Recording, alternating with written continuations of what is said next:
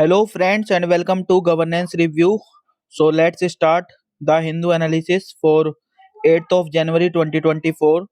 तो सबसे पहले फ्रंट पेज से देखते हैं क्या इंपॉर्टेंट न्यूज़ आर्टिकल्स आज आए हैं और उनको डिस्कस करते हैं।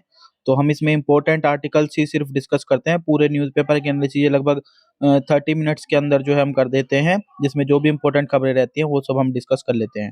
तो सबसे पहले जो आज फ्रंट पेज की न्यूज़ है, that is no local body members in J&K from tomorrow.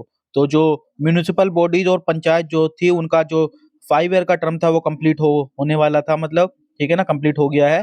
और जो नेक्स्ट इलेक्शंस होंगे वो अब सिर्फ डिलिमिटेशन के बाद होंगे, ये जो है पहले ही बोल दिया था, ऑफिशियल्स ने बताया है। जो 6 एमपीज थे और जो डिस्ट्रिक्ट डेवलपमेंट काउंसिल मेंबर्स हैं, केवल यही इलेक्टेड रिप्रेजेंटेटिव जो है वो शेष रह गए हैं। और जो अष्टवाइल स्टेट था J&K का, तो वहाँ के जो लोग हैं उन्होंने बोला है कि जो असेंबली में रिप्रेजेंटेशन है सिंस 2018 जो है, उनका कोई रिप्रेजेंटेटिव जो है अभी फिलहाल में मौजूद नहीं है। और जो जो फंड्स है जो पंचायत को बेसिकली जाते हैं उनका डिसबर्सल भी जो है वो रुक जाएगा जैसे ही टेन्योर ये खत्म उनका होता है, ठीक है ना। तो यही यहाँ पे थी, जो पंचायत इलेक्शन लास्ट हुए थे farmer state of Jammu and Kashmir में, वो 2018 में हुए थे, तो ये आप याद रख सकते हैं। बाकी तो इसमें कुछ याद रखने वाला है नहीं, ठीक है।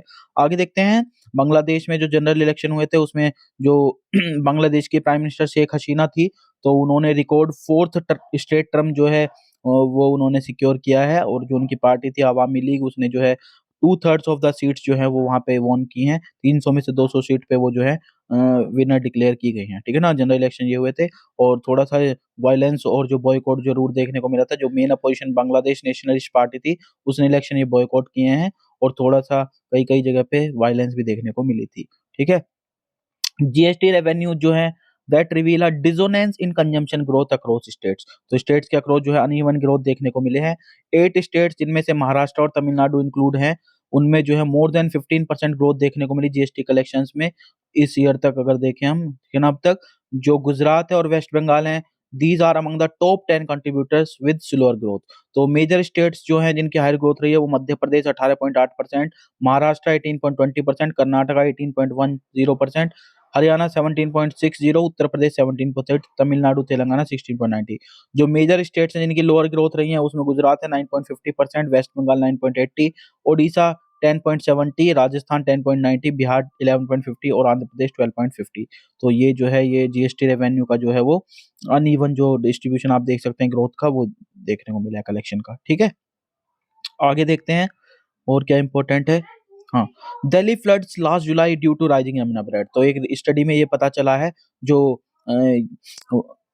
ये आईआईटी दिल्ली के प्रोफेसर हैं फॉर्मर AK गोसाई जी, तो उन्होंने बताया कि one of the main reasons behind the record floods in the national capital in July last year was a 7.5 foot rise in the river bed of the Yamuna between Wazirabad and Okhla. तो इसी stretch के between जो है river bed का rise जो है 7.5 foot तक रहा, इसी वजह से बताई जा रही है। तो इनका एक मॉडलिंग है, इन्होंने एक मॉडल बताया हाइड्रोलिक मॉडलिंग सॉफ्टवेयर जो है, और उन्होंने इस मॉडल के थ्रू इसकी एनालिसिस करके सजेस्ट किया है। उन्होंने ये भी बोला है कि जो गवर्नमेंट है वो वेरीफाई कर सकती है उनकी फाइंडिंग्स को और कंडक्ट कर सकती है detailed study and carry out a controlled dredging of the river bed to remove the silt. Silt जो उसमें रिवर बेड जिसकी वजह से राइज हुआ है, तो उसको रिमूव करने के लिए जो है कंट्रोल्ड एक ड्रेजिंग करनी चाहिए वहां पे, ठीक है ना।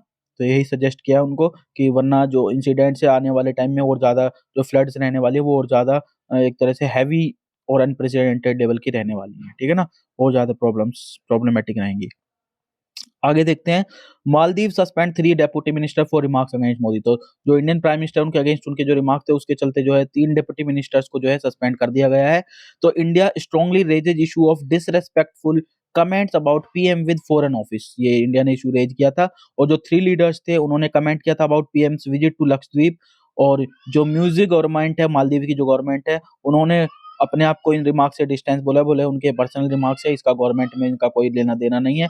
और जो मालदीवियन लीडर्स हैं उन्होंने कंडेम भी किया है इन कमेंट्स को कि ऐसा नहीं किया जाना चाहिए था, इसीलिए उनको 3 डिप्टी मिनिस्टर्स को सस्पेंड भी किया गया है, ठीक है ना। 29,000 plus forms Busted since may for fake invoices. तो लगभग 29,000 से ज्यादा बोगस फॉर्म जो थी, जो बेसिकली इन्वॉल्व थी जीएसटी इवेड करने में, ठीक है ना, जिनके ऊपर ड्यूज थे मोर देन 44,000 करोड़ के, उनको जो है बस्ट किया गया था पिछले 7 महीनों में, और जिसमें लगभग 121 लोग अरेस्ट भी हुए हैं। फाइनेंस मिनिस्ट्री ने डाटा दिया है, और इससे जो है लगभग 4,640 करोड़ का जो है गवर्नमेंट को सेविंग्स हुई हैं, जिसमें कि 3,802 करोड़ तो उन्होंने ब्लॉक करा है आईटीसी, जिसको हम इनपुट टैक्स क्रेडिट बोलते हैं, उसकी उसको रोक के एक तरह से इसकी वो करी गई है, और जो बाकी जो 844 करोड़ है वो रिकवरी के थ्रू जो है ये सेव किए गए हैं। तो ये सेविंग भी की गई है, और थोड़ा जो इनपुट टैक्स क्रेडिट जो वो ले रहे थे गलत बोगस फर्म्स के थ्रू, उनको भी रोका गया है, ठीक है ना। Use social media influencers, PM tells police chiefs. तो जो ये 58th all India conference of director generals और इंस्पेक्टर जनरल्स ऑफ पुलिस हो रही थी जयपुर में, उसमें पीएम साहब ने बोला है, he urged the top police officers of the country to explore whether social media influencers can be engaged to disseminate information in public interest। जो informations public interest में होती है उनको disseminate करने के लिए सोशल मीडिया के इन्फ्लुएंसर्स को यूज किया जा सकता है, क्या ये ऑप्शन हो सकता है। साथ ही साथ उन्होंने ये भी एडवाइस किया है, use of social media at the police station level to disseminate positive information and messages for benefit of citizens. जो पॉजिटिव इन्फॉर्मेशन और मैसेजेस हैं जो जिनसे सिटीजन्स को बेनिफिट मिल सकता है, पब्लिक इंटरेस्ट होंगे, उनको आप सोशल मीडिया के थ्रू जो है आप डिसेमिनेट कर सकते हैं। साथ ही साथ ये भी सजेस्ट किया है कि सोशल मीडिया को आप यूज कीजिए to spread advance information on natural calamities and disaster relief. इन दोनों चीजों में आप उनको एज ए एडवांस इन्फॉर्मेशन को स्प्रेड करने में भी यूज किया जा सकता है, ठीक है ना। तो ये पॉजिटिव एस्पेक्ट है जो आप लिख सकते हैं कि सोशल मीडिया का यूज किस तरीके से पॉजिटिव वे में किया जा सकता है। तो आंसर राइटिंग में आप ये बेसिकली लिख सकते हैं, ठीक है ना। आगे देखते हैं, साइंस सेक्शन में आया है आज आईआईटी दिल्ली की टीम ने जो है बनाया है first high resolution landslide risk map for India. जो landslide Indian landslide susceptibility map है, ये फर्स्ट ऑफ इट्स काइंड है by virtue of being a national scale on a national scale, leaving out no locations in the country. तो कोई भी location इसमें country में छूटी नहीं है, और ये नेशनल स्केल पे है, तो इसलिए फर्स्ट ऑफ इट्स काइंड है। और जो मैप और जो रिसर्चर्स हैं, ये जो स्टडी है ये पब्लिश हुई है जर्नल कैटिना में, फरवरी 2024 के इशू में ये पब्लिश होगी, ठीक है ना। तो इसमें अगर आप जानेंगे तो ये जो मानवेंद्र सहारिया जी हैं, जो असिस्टेंट प्रोफेसर हैं सिविल इंजीनियरिंग डिपार्टमेंट में और हेड भी हैं हाइड्रोसेंस लैब एट आईआईटी दिल्ली, वो ये बनाना चाहते हैं बेसिकली, ठीक है ना, जिसकी मैप की हमने बात करी है। तो इसका जिस्ट देखें तो लैंडस्लाइड जो है वो यूनिक है और डेडली प्रॉब्लम, ये हम सभी जानते हैं। They are less widespread and harder to track and study with satellite. Satellites की मदद से उनको ट्रैक करना या उनकी स्टडी करना जो है वो इतना आसान नहीं है। लैंडस्लाइड जो happen in localized areas and affect only about 1 to 2% of the country.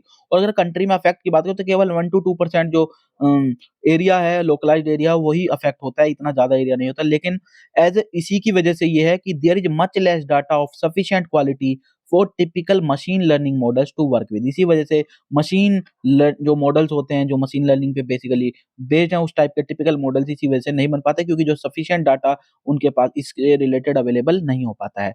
तो रिसर्चर्स ने जो है 2 एलिमेंट्स एनालिसिस के बनाए हैं, क्या क्या, 1,50,000 data points for non landslide event, पहला तो ये, और दूसरा 16 factors that rendered an area susceptible to landslide. ये दो चीज जो है की गई हैं, और जो इन्फॉर्मेशन है इन फैक्टर्स के बारे में ये जो है पूरी कंट्री में के लिए जो है collect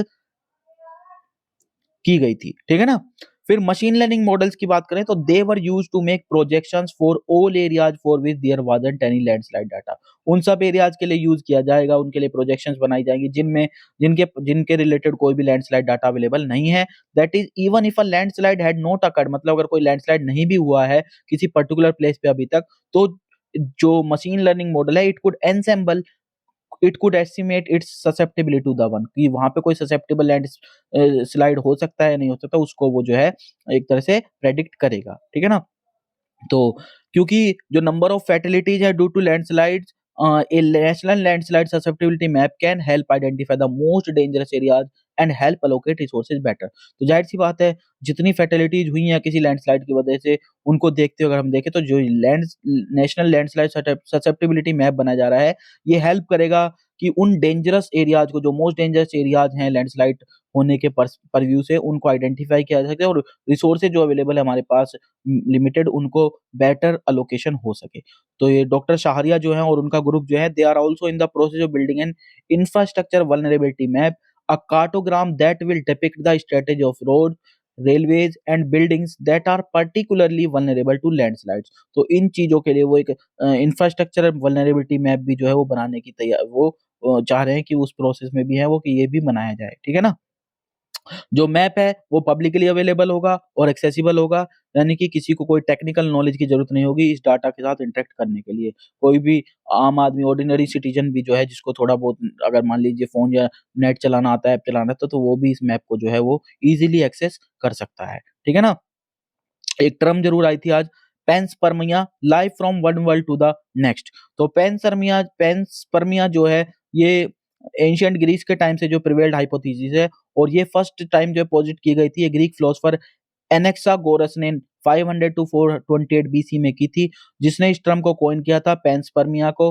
and first articulated life potential to travel as seeds between planets. इन्होंने बोला था कि हो सकता है इंटरप्लेनेटरी तरीके से जो है लाइफ डेवलप हुई हो, किसी दूसरे प्लेनेट से जो लाइफ के सीड्स हैं वो ट्रेवल करके अर्थ पे आए हों, ठीक है ना।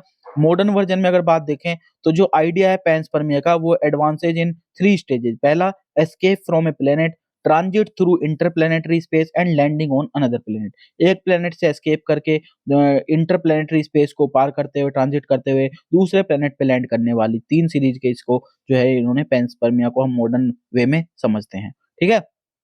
आगे देखते हैं एडिटोरियल में। सबसे पहले, ISRO should help everyone enjoy the fruits of its new science missions. तो आदित्य L1 को जो है जो ये ऑब्जर्वेटरी क्लास सोलर मिशन था वो स्टडी कर रहा है सन को, और इसमें जो है टोटल 7 इंस्ट्रूमेंट जो है ऑन बोर्ड थे, तो उनको आप ध्यान रख सकते हैं। पहला VELC जो कोरोनाग्राफ था to study the upper most layer of the sun's atmosphere. उसके अलावा सूट था SUIT and ultraviolet imaging telescope. इसके अलावा सोलेक्स और हेलियोस था to study solar flares and coronal mass ejections. ASPEX and PAPA to study the solar wind and plasma. तो 2 ये हो गए, 2 ये, 4 ये हो गए, 2 ये हो गए, 6 हो गए। और a set of digital magnetometers to measure properties of the magnetic field around the spacecraft. तो ये 7 इंस्ट्रूमेंट जो है L1 के साथ भेजे गए थे। जो इसरो है उसने पिक किया था L1 लैग्रांज पॉइंट, ये हमने कई बार बता दिया है, और ये लगभग 1.5 billion kilometre from the earth था, और अर्थ की सन की डायरेक्शन में था, और one of the 5 Lagrange point in the earth sun system. Total 5 system है L1 से L5 तक, उनमें से ये जो L1 है वो एक पॉइंट था अर्थ सन सिस्टम के अंदर। क्योंकि जो ग्रेविटेशनल इन्फ्लुएंस था दो बॉडीज का जो इंटरेक्ट करती हैं, such that a smaller body here will not experience a net tug towards either. ये इसीलिए पॉइंट, मतलब ये पॉइंट ऐसे हैं जहां पे जो बॉडी जो इस पॉइंट पे रहेगी वो दोनों ही जो भी, ठीक है ना, स्मॉलर बॉडी या लार्जर बॉडी के बीच है, तो उनके बीच का जो ग्रेविटेशन वो उसको बैलेंस रखती है और वो किसी की तरफ नहीं खिंचती है, ठीक है ना। कोई नेट टग जो खिंचाव है वो नहीं महसूस होता है। तो इसलिए Aditya L1 can stay at L1 while expanding little fuel. तो इसलिए आदित्य L1 पॉइंट इसलिए भी इंपॉर्टेंट है क्योंकि यहाँ पे जो है जो आदित्य L1 मिशन है वो L1 लैग्रांज पॉइंट में रह के जो है उसको कम से कम फ्यूल जो है वो खर्च करना पड़ेगा, ठीक है जी। फिर इसमें और भी बोला है कि आदित्य L1 जो है क्या-क्या इंडिया को जो है, इंडिया की जो सोलर ऑब्जर्वेटरी पहले थी उसको एक तरह से सप्लीमेंट कराया था, नहीं पहली बार भेजा 1901 से हम जो है ये सोलर ऑब्जर्वेटरी काम कर रही है। तो ये जो इसके बाद L1 के बाद आपको पता भी होगा जो एक्सपोसैट मिशन है वो भी नए साल पे भेजा गया था जनवरी 1 को, और इंडिया जो है उससे वर्ल्ड की सेकंड एक्स-रे पोलरिमेट्री सैटेलाइट भेजने वाली कंट्री बनी थी। और 8 इयर्स आफ्टर एस्ट्रोसैट जो है सेवरल हाइज पे इंडिया जो है अपने पहुंची है, ठीक है ना। तो ये सारे अचीवमेंट जो है पब्लिक परसेप्शन को एक अच्छा करते हैं और उसके लिए एक इम्पोर्टेंट अचीवमेंट की तरह भी काम आते हैं। लेकिन वही है कि बहुत से लोग ये अब भी कंटिन्यू करना एक्सपेक्ट करते हैं कि जो इंडियन स्पेसक्राफ्ट हैं वो हाई रेजोल्यूशन फोटोग्राफ जो है वो कॉस्मोस के वो करें, जैसे कि जेम्स वेब स्पेस टेलीस्कोप, उसके कंपैरिजन में इमेजिंग कैपेबिलिटी जो है वो इतनी अच्छी नहीं है। लेकिन ये सारे के सारे ऑथर ने बोला कि ये डिसइल्यूजन्ड है जो हम ये करते हैं, ठीक है ना? मतलब जो इंडियन स्पेसक्राफ्ट का वर्क है उसको डिसइल्यूजन मानते हैं, लेकिन वो ऐसा है नहीं। क्यों? क्योंकि ये दिस इज़ नॉट फेयर, क्योंकि आप सिर्फ़ किसी भी इंस्ट्रूमेंट्स की इमेजर्स की वजह से आप उसको नहीं कर सकते, क्योंकि इसरो इससे ज़्यादा कर सकता है। By expanding its own and its collaborating institutes. Public outreach efforts, आपको याद होगा कि जब ये जो एक्सपोसैट भेजी गई उसके साथ बहुत सारे प्राइवेट और अदर इंस्टीट्यूट्स की भी जो सैटेलाइट्स हैं वो भेजी गई हैं। Hosting open days focusing on specific missions and commissioning science communication on new results at regular intervals. तो everyone should be able to celebrate a new high but especially the people at large. So ISRO should also consider including components on missions that feed public interest. तो ऐसे components को भी जो है इसरो को अपने missions में रखना चाहिए जो कि पब्लिक इंटरेस्ट को फीड करते हो, ठीक है ना? मतलब वही ये सब चीजें भी थोड़ा देखें। झारखंड में टर्मोइल हो गया है। दो जो वहाँ के जो चीफ मिनिस्टर हैं हेमंत सोरेन जी, उनको एनफोर्समेंट डायरेक्टरेट के बार-बार नोटिस आए हैं, ठीक है ना? तो जो सीएम के ट्रबल हैं वो दोनों तरह के हैं, लीगल भी हैं और पॉलिटिकल भी हैं। लीगल इसलिए हैं क्योंकि एनफोर्समेंट डायरेक्टरेट के उनके पास बार-बार नोटिस आ रहे हैं, इस वजह से तो लीगल हो गए। लेकिन पॉलिटिकल इसलिए है कि उनके बाद किसको वो चीफ मिनिस्टर बना सकते हैं, अपनी वाइफ को नहीं बना सकते हैं क्योंकि वो वहाँ की जो ट्राइबल सीट से हैं एक्चुअली वो ट्राइबल सीट से उस पर्टिकुलर वो छत्तीसगढ़ सॉरी झारखंड में सीट से नहीं है, उनकी वाइफ जो है वो ट्राइबल सीट जो है उनकी दूसरी है, ठीक है ना? द चार्जेस जो है लगे हुए हैं इनके ऊपर वो related to tribal land transfers and illegal mining से रिलेटेड है। 7 समन पीछे उनको दिए जा चुके थे लेकिन उनमें जो है वो अपीयर नहीं हुए हैं। जो ये केस है it is related to the purchase and sale of tribal land between 2020 and 2022 allegedly in the violation of laws that restrict such transaction। तो ये तो चार्जेस लगे हुए हैं। और जो बीजेपी है उसने बोला है गवर्नर को not to allow anyone who is not an MLA to take oath as chief minister. उन्होंने गवर्नर को ये बोला कि कोई भी जो एमएलए नहीं है उसको आप ओथ नहीं लेने देंगे एज ए चीफ मिनिस्टर। हालांकि आपको पता होगा प्रोविजन होता है कि कोई भी बिना एमएलए होते हुए भी जो है वो चीफ मिनिस्टर बन सकता है। कंडीशन है कि उसको 6 महीने के अंदर-अंदर एमएलए की सीट सिक्योर करनी होगी। लेकिन बीजेपी जो गवर्नमेंट उसने गवर्नर को जो है एक तरह से ये बोला है कि आप किसी भी बिना एमएलए के जो है चीफ मिनिस्टर ओथ नहीं दिलाएँगे। तो करप्शन एक सीरियस चैलेंज है to democracy but selective investigation against political opponents is no less so. Oath ने अल्टीमेटली ये बोला है कि करप्शन बिल्कुल एक सीरियस चैलेंज है डेमोक्रेसी के लिए लेकिन सेलेक्टिव इन्वेस्टिगेशन नहीं होना चाहिए, ठीक है ना? आगे देखते हैं aviation professionalism which India must draw from. तो अभी आपको याद होगा कि अभी जो जापान एयरलाइंस का जो एक एयरक्राफ्ट की कोस्ट गार्ड के एक प्लेन के साथ जो कोलिजन हुआ था उसमें जो कोस्ट गार्ड का प्लेन था उसमें 5 क्रू मेंबर्स मर गए थे लेकिन जो 379 पीपल थे on board the civil aircraft वो सारे के सारे बचा लिए गए। तो इन्वेस्टिगेशन रिपोर्ट जो है it will identify these and we can expect the preliminary report in a fortnight. अब देखिए उसमें जो इश्यू था वो ये कह रहे हैं कि विद इन फोर्टनाइट जो है आपको प्रीलिमिनरी रिपोर्ट मिल जाएगी, उसमें हमें ये आइडेंटिफाई हो जाएगा कि मेन कॉज क्या था। Unlike accident reports in India which takes months and years. India में देखो आप तो मंथ्स और ईयर्स तो लग जाते हैं कि एक्सीडेंट की रिपोर्ट ही नहीं होती है, ठीक है ना? एयरक्राफ्ट मैन्युफैक्चरर्स जो है they required to demonstrate that an aircraft in maximum density configuration can be completely evacuated in 90 seconds using only half the total number of emergency exits। तो एयरक्राफ्ट मैन्युफैक्चरर्स को भी ये होना चाहिए कि वो ये डेमोंस्ट्रेट करें कि कोई भी एयरक्राफ्ट है अगर मैक्सिमम डेंसिटी कॉन्फ़िगरेशन के साथ वो भरा हुआ है तो वो कंप्लीटली 90 सेकंड्स के अंदर इवैक्यूएट हो सकता है और सिर्फ हाफ जो total number of emergency exits है उनको यूज करके। वर्ल्ड ने विटनेस किया था ये हाईएस्ट क्वालिटी ऑफ डिसिप्लिन और क्रू ट्रेनिंग जब जो ये 379 पीपल थे ये इस एक्सीडेंट में बचाए गए थे।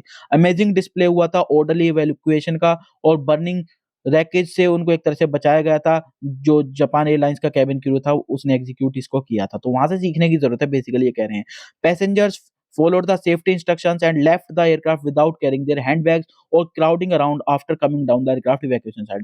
जो पैसेंजर्स हैं उन्होंने भी सेफ्टी इंस्ट्रक्शन पूरे अच्छे से फॉलो किया और एयरक्राफ्ट को उन्होंने बिना अपने हैंडबैग वगैरह कैरी किए या क्राउडिंग करते हुए जो है वो सीधे-सीधे एयरक्राफ्ट इवैक्यूएशन साइट से बाहर आ गए। ठीक है ना? तो वहाँ पे इतना ही रोल पैसेंजर्स का भी है कि वो भी जो है फॉलो करें। ऐसा नहीं कि आप हैंडबैग लेने के चक्कर में लग जाएँ, फिर उससे और ज़्यादा टाइम लगेगा। 3 एग्जिट्स अवेलेबल थे इवैक्यूएशन के लिए, उसके बावजूद जो है 379 इन पीपल को जो है वो बचा लिया गया है। ठीक है ना? बचाया गया था। Cabin public addresses system was not working at the crew used megaphone and voice announcement for the evacuation। ये भी देखिए कैबिन का जो पब्लिक एड्रेस सिस्टम था वो भी काम नहीं कर रहा था लेकिन उसके बावजूद क्रू ने जो मेगाफोन का यूज करके और वॉइस अनाउंसमेंट के थ्रू जो है इवैक्यूएशन ये सफल करने में तो ये एक बहुत अच्छा एग्जांपल सेट किया गया है। इससे सीखने की जरूरत है। ऐसे ही अगस्त 2005 का भी एग्जांपल दिया जहाँ पे एयर फ्रांस की फ्लाइट थी AF358 उसमें भी 309 पैसेंजर्स को इवैक्यूएटेड किया गया था सेफली। ठीक है ना? और 11 को उसमें रिसीव्ड इंजरी ज़रूर हुई थी थोड़ी-सी, ठीक है ना? और उसके अलावा और भी एग्ज़ाम्पल दिए लेकिन इंडिया के केस में जो है ऑथर ने कहा कि वर्ल्ड को बल्कि ऑथर ने कहा है कि जो एविएशन वर्ल्ड है उसको लर्न करना चाहिए lot from the absolutely high professional standards in JAL's training of its crew। Air passengers worldwide should also realize that pre-flight emergency procedure instructions should be followed seriously। Passengers के लिए भी suggestion है कि उनको भी ये ध्यान रखना चाहिए कि जो भी pre flight emergency procedure instruction दिया जाता है उनको फॉलो किया जाए सीरियसली। ठीक है ना? सेफ्टी कंसर्न्स और ट्रेनिंग की बात करें तो जापानी जो अथॉरिटीज हैं उन्होंने already made the ATC transcripts public बना दिया है। देखिए इंडिया में तो इनको पब्लिक नहीं करते। ये लिखा भी है, contrast this with what would have been seen several months of silence and secrecy in India. India में होता तो कई मंथ तक तो सीक्रेसी चलती और वो कई महीनों तक जो है साइलेंस रहता, लेकिन एटीसी ने जो है, जापान की जो अथॉरिटीज है, उन्होंने ये जो रिपोर्ट थी एक तरह से, उसको जो है प्रीलिमिनरी एक तरह ट्रांसक्रिप्ट जो थे एटीसी के, उनको पब्लिक भी कर दिया है कि क्या कॉज रहा था, ठीक है ना। If an aircraft does a 1 gram landing, यहाँ पे थोड़ी सी लैंडिंग की बताई गई है कि ये आप चाहे तो साइंस के पॉइंट ऑफ व्यू से, 1 जी लैंडिंग का मतलब होता है weight on the wheels equal to weight of the aircraft. तो अगर 3.5 जी की लैंडिंग है, इसका मतलब weight on the wheels of the aircraft touch is 3.5 times its landing weight for that flight. और ये जो है इतना वेट जो है वो बियर नहीं कर पाता, इसलिए जो रिस्क वो बढ़ जाता है, ठीक है ना। तो ये डिपेंड करता है कितनी हाइट पे जो है, अल्टीट्यूड पे जो है वो प्लेन उड़ रहा होता है, ठीक है ना। तो फाइनली ऑथर ने ये बोला है कि merely stating that safety is paramount when so many incidents are being swept under the carpet will not improve the reputation of the airline. Airline की रेपुटेशन इससे नहीं बढ़ेगी कि आप सेफ्टी को सिर्फ पैरामाउंट बताते रहो। India can claim to be among the fastest growing aviation market, but where do we stand on the passenger safety count. बिल्कुल हम ये बोलते हैं कि हम एविएशन मार्केट बहुत फास्टेस्ट ग्रो कर रहे हैं, लेकिन पैसेंजर सेफ्टी के मामले में हम कहाँ खड़े हैं वो देखना है। Air India management needs to do some soul searching when it comes to operations, training and safety. और इन तीनों चीजों पे उनको जो है अपनी अंतरात्मा को खोजना चाहिए, ऐसा उसने यहाँ पे सजेस्ट किया है। Structured negotiation as a boost for disability rights. जो डिसेबिलिटी वाले लोगों के राइट्स के लिए बेसिकली यहाँ पे डिजिटल उसमें बोला गया है किस तरीके से स्ट्रक्चर्ड नेगोशिएशन का यूज किया जा सकता है। तो एक स्ट्रक्चर्ड नेगोशिएशन, पहली बात तो होता क्या है, तो it is a collaborative and solution driven dispute resolution technique which is increasingly being used as an alternative to litigation। Alternative to litigation के तरह से एक तरह से यूज किया जा रहा है। तो जो डिफॉल्टिंग सर्विस प्रोवाइडर्स होते हैं, they want to avoid the high cost and negative publicity associated with litigation. और वहीं पे जो कंप्लेनेंट्स हैं, they want a barrier free participation in the market place, both of which can be achieved through structured negotiation. ये win win situation है जिनसे दोनों पार्टियां जो है वो खुश रहेंगी, दोनों का ही फायदा है। तो इंडिया के कॉन्टेक्स्ट में उन्होंने बोला है कि जो इंक्रीजिंग पेंडेंसी है, पेपर वर्क है और जो रेड टेप है इंडियन सिविल कोर्ट्स में, they are already dissuading parties from using traditional dispute resolution method. Traditional dispute resolution methods को वो प्रेफर नहीं कर रहे हैं, तो उस सिचुएशन में ये जो स्ट्रक्चर्ड नेगोशिएशन का मेथड है वो एक हेल्पफुल हो सकता है।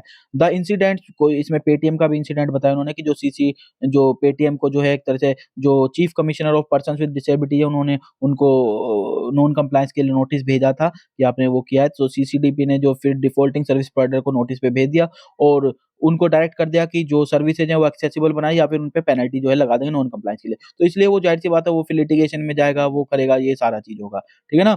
लेकिन ये इंसिडेंट ये डेमोंस्ट्रेट करता है that any attempt to take make digital service accessible for persons with disabilities in real time requires constant vigilance and user inputs which can validate the efficacy of the solution. ये दोनों चीज़ें आपको ज़रूरत है। Constant vigilance कीजिए और user inputs लीजिए real time में, अगर आप इन चीज़ों को इफेक्टिव बनाना चाहते हैं, ताकि जो सॉल्यूशन है उसकी एफिकेसी वैलिडेट हो सके। प्रायोरिटी को की बताया है ऑथर ने। It is pertinent to note here that success of any alternative dispute resolution model, it is directly proportional to the level of priority that such service providers are willing to afford to the struggles of persons with disabilities। कितनी priority वो देते हैं, जो person लोग जूझ रहे हैं disability से, वो स्ट्रगल करते हैं ये चीज़ें अफोर्ड करने की, सर्विस प्रोवाइडर से सर्विस अफोर्ड करने की, तो उसको प्रायोरिटी देते नहीं थे, उस पे डिपेंड करता है। जो बिज़नेसेज़ हैं, जो रिफ्यूज़ करते हैं to join the bandwagon, they will be doing so at their own peril as they will be losing out on the enormous buying capacity that persons with disability possess। तो उनको आप जब ये realise कराएँगे कि आप जो डिसेबिलिटी से जो पर्सन्स विद डिसेबिलिटीज़ हैं, स्पेशल एबिलिटीज़ हैं, वो उनकी बाइंग कैपेसिटी जो है एक तरह से आप लूज़ कर रहे हैं, तो वो जो कंप्लायंस भी करेंगे और साथ-साथ वो अपना इंटरेस्ट भी दिखाएँगे, वो खुद ही इसका पार्ट बनना चाहेंगे, ठीक है ना? लीगल कंप्लायंस की तो अगर बात भी छोड़ दें, उनको सिर्फ यही बताएँ हम कि भैया जो बाइंग कैपेसिटी वो आपकी बढ़ जाएगी इनको लोगों को परव्यू में लेने से, उससे भी इफ़ेक्ट पड़ेगा। ठीक है ना? आगे देखते हैं, is Rohit right about the double standards in pitch rating. तो रोहित शर्मा ने जो है ये बोला था कि जो the referee should rate pitches on what they see and not based on the country. जो रोहित शर्मा जो इंडियन कैप्टन है, उन्होंने ये बोला था कि भैया आप जो रेफरी होते हैं वो रेट करें पिचेज़ की, सिर्फ ये देख के नहीं कि कंट्री कौन-सी है, बल्कि पिच की कंडीशन देख के या पिच पिच कैसी है उसके हिसाब से रेटिंग करें। जो इंडियन सबकॉन्टिनेंट में पिचेज़ हैं, उनको ज़्यादा सबपार रेटिंग दी जाती है despite test getting completed shorter during across all cricketing nation. ज़्यादातर नेशंस में ही जो है टेस्ट कम दिनों में खत्म हो रहे हैं, लेकिन उसके बावजूद भी जो इंडियन सबकॉन्टिनेंट की पिचेज़ हैं, इंडिया, पाकिस्तान, श्रीलंका, बांग्लादेश वाली, उनको रेटिंग जो है वो एट पार नहीं दी जाती है, उनको बिलो पार रेटिंग दी जाती है। ठीक है ना? अभी ये कॉन्टेक्स्ट क्या है, साउथ अफ्रीका और इंडिया का जो सेकंड टेस्ट मैच था वो केवल 642 बॉल्स में जो है खत्म हुआ, और ये shortest completed test match ever रहा है, ये भी रिकॉर्ड बना है। ठीक है ना। अगर रेटिंग की बात करें तो जो टेस्ट प्ले हुए हैं इंडिया में, वो 25% उनमें से रेट किया गया उनको वेरी गुड, लेकिन 13% को गुड, और 38% में एवरेज, और 13% बिलो एवरेज, और 13% पुअर रेटिंग जो है पिचेस को दी गई है। लेकिन जो न्यूजीलैंड, साउथ अफ्रीका, इंग्लैंड और वेस्ट इंडीज की पिच है, उनको जो है कोई किसी भी पिच को जो है बिलो एवरेज कोई रेटिंग या पुअर रेटिंग जो है वो नहीं मिली है। More than 10% of the tests played in India, Bangladesh, Pakistan and Sri Lanka were rated as having been played on below average और poor pitches, ये बोला जाता है। ठीक है ना।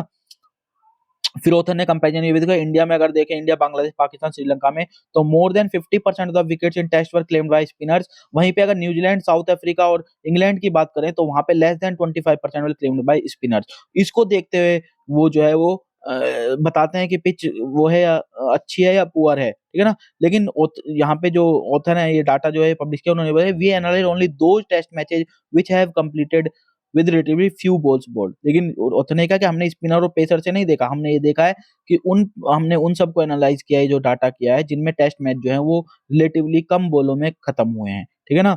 जैसे यहाँ पे डाटा भी दिया है, और सम अप करने के लिए ऑथर ने ये बोला कि स्पिन फ्रेंडली जो पिचेज होती हैं उनको जनरली पुअरली रेटिंग दी जाती है। ऑथर ने ये बोला कि ऐसा नहीं होना चाहिए, ऐसा नहीं है। जो कई बार फास्ट वाली पिच भी हैं, लेकिन वो उनमें भी जो है कम समय में जो है वो मैच खत्म हो, जैसे कि ये लेटेस्ट एग्जांपल है, वहां पे 20 के 20 विकेट जो है वो पेसर्स ने लिए थे, लेकिन उसके बावजूद भी जो मैच है वो केवल 642 बॉल्स के अंदर जो है वो खत्म हो गया था। ठीक है ना।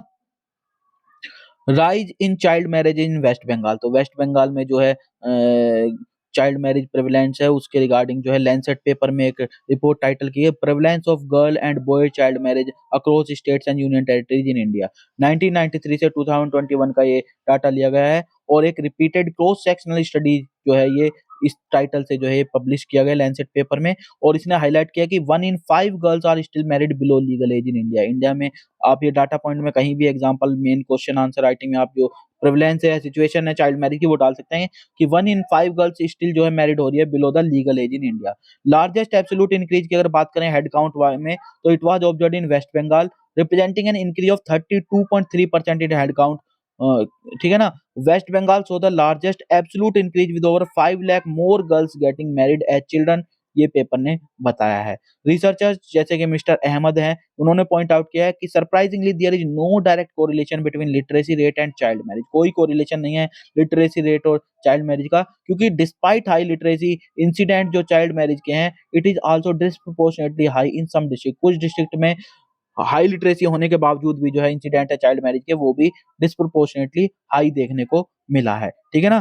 तो सजेस्ट क्या किया ऑथर ने ये किया कि in the absence of a social campaign involving all stake holders including panchayat, schools and local communities, and without a political will, बिना मतलब एक सारे स्टॉक होल्डर्स को आपको इन्वॉल्व करना पड़ेगा, पॉलिटिकल विल चाहिए आपको, स्कूल्स को, लोकल कमिटी, पंचायत को आपको इंक्लूड करना चाहिए, और बिना उसके जो है it is difficult to enforce the existing laws, the situation at the grass roots will not improve as rapidly as it has in other parts of the country. तो रैपिडली अगर आप उस ग्रास रूट लेवल पे आप सच में improvement चाहते हैं, तो आपको इन चीजों को करना पड़ेगा, स्टेक होल्डर्स को आपको इन्वॉल्व करना पड़ेगा, एक कैंपेन चलाना पड़ेगा, उनको अवेयर करना पड़ेगा, सोशल कैंपेनिंग की जरूरत है। ठीक है ना।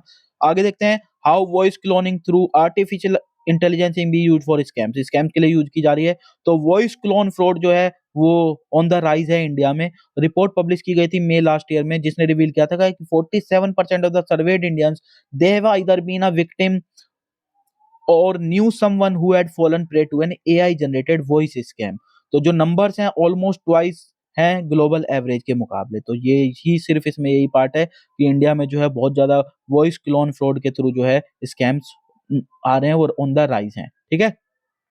आगे देखते हैं और कुछ क्या इंपॉर्टेंट है। Just regulators across the world order inspections on Boeing Max 9 planes. तो बोइंग मैक्स 9 प्लेन्स पे जो है वर्ल्ड ऑर्डर ने ये बोला है कि उनके भाई सबको इंस्पेक्ट कीजिए और उसमें जो भी फॉल्ट्स हैं उनको आप एक बार देखिए। ठीक है ना। ये आपको पता होगा कि मैक्स बोइंग जो ये था, उसका प्लेन का जो है जो उसकी विंडो थी वो पूरी एक तरह से अनस्क्रू हो गई थी, और उसके चलते ये जो है ये रेगुलेटर्स ने ये मांग की है। ठीक है ना। Economic woes instead of happiness set the stage of Bhutan go to the poll. तो भूटान में इलेक्शंस हैं, टू पार्टीज जो है कंटेस्ट कर रहे हैं इलेक्शन को हिमालयन नेशन में, which is committed to constitutionally enshrined philosophy of a government that measures its success by well being of the people. तो ये भूटान एकमात्र ऐसी कंट्री है जो वेल बीइंग लोगों की किससे करती है, सॉरी सक्सेस किससे मेजर करती है, वो करती है well being of the people थे। लेकिन सीरियस इकोनॉमिक चैलेंजेस हैं जैसे कि unemployment, they are calling into question policy of happiness of growth. लेकिन वो हैप्पीनेस ऑफ ग्रोथ की पॉलिसी जो है उसको वो एक तरह से क्वेश्चन लाए हैं। तो अभी जो इलेक्शंस रहेंगे उसका क्या रहेगा रिजल्ट, उसका तो बाद में पता चलेगा, ठीक है ना। आगे देखते हैं, EMIsation way credit now comes in a sachet. तो पोस्ट कोविड अगर देखें, जब कंज्यूमर्स कंस्ट्रेंट थे बाय मैन्युफैक्चरर्स, तो उस time debit card EMI transactions और नो कॉस्ट ईएमआई जिन्हें बहुत उनकी हाई जंप उनको देखने को मिला। और उनकी जो अगर देखें तो ट्रांजैक्शनल वॉल्यूम वो ट्रिपल हो गया था जुलाई 2021 वर्सेस फरवरी 2020 में। तो affordability it has been made possible by white good makers, e com firms and other offering product services on EMI. In a country with significant proportion of youth, affordability has been the tipping point for kindling the EMI revolution।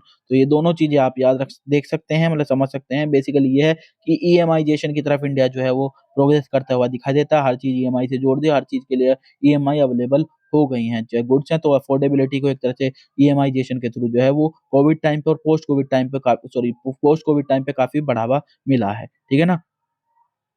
आगे देखते हैं और कुछ है क्या। Sports में देख लेते हैं। तो नडाल जो है इंजर्ड हो गए हैं जिसकी वजह से उनको ऑस्ट्रेलियन ओपन से उन्होंने विथड्रॉ कर लिया है। तो ये आप ध्यान रखेंगे, ऑस्ट्रेलियन ओपन में जो है नडाल नहीं नजर आएंगे। वहीं पे जो जर्मनी है उसने जो है पोलैंड को बीट किया है और यूनाइटेड कप जो है वो जीत लिया है। तो ये भी टेनिस से रिलेटेड ही है, बैडमिंटन से, ठीक है ना। तो सॉरी टेनिस से रिलेटेड है और इसको आप ध्यान रखेंगे, ठीक है ना। तो जर्मनी ने जो है पोलैंड को हरा के यूनाइटेड कप जीता है, ठीक है ना। रणजी ट्रॉफी चल रही है, ये तो आप जानते ही हैं। So this is it regarding today discussion. ये डिस्कशन आपको कैसा लगा आप कमेंट सेक्शन में जरूर बताइए। और हम कोशिश करते हैं कि आधे घंटे के अंदर आपको जो भी इंपॉर्टेंट न्यूज आर्टिकल्स या इंपॉर्टेंट कोई भी खबर है या कोई और डेफिनेशन वगैरह है या कोई मान लीजिए आर्टिकल है उससे रिलेटेड सब चीजें आपको इन्फॉर्मेशन प्रोवाइड कर देते हैं। So thank you and share among friends and all the needy ones. So thank you.